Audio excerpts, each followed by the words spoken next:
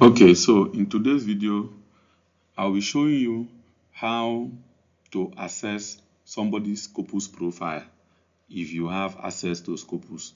In other words, in the previous video I demonstrated how you can access somebody's Scopus profile using Scopus preview, a restricted Scopus account. But in this case, how you can access someone's profile, go through their metrics and all using an account with access. So how do we do that? Let's use our browser. So once again, you go to the website www.scopus.com. Hit enter on your keyboard. Okay, so this is my account already connected. So we're just going to continue. So you can see document, authors, researchers, their discovery, and so forth. So we will come to authors. Once again, we will search for surname. Let me not bother entering the first name, but you can enter a specific first name if you want to refine your search result. It's always better to add first name.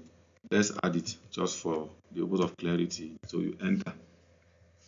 So it searches the database and brings up several results.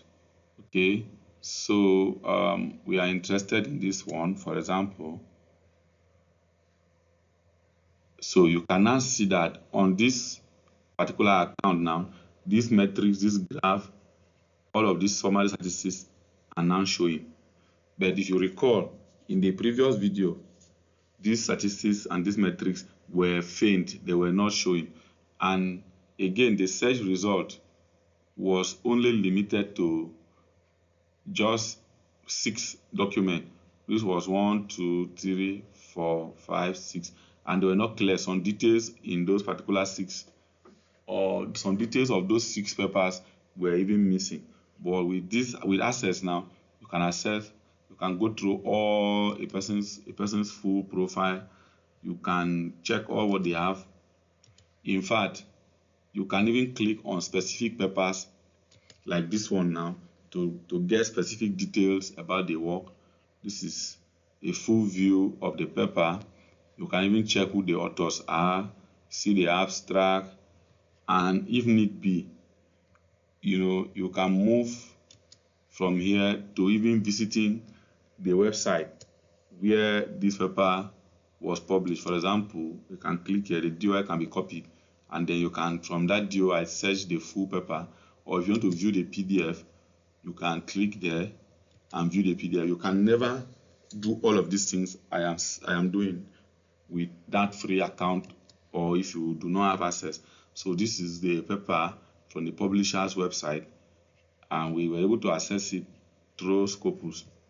So that is how you can use, a free Scopus. You can use a subscribed Scopus account to go through someone's publication profile. Here now you want to look at, from my profile, they have given you a breakdown. How many times have I been a last author? Maybe in 9 documents. How many times have I been the lead author?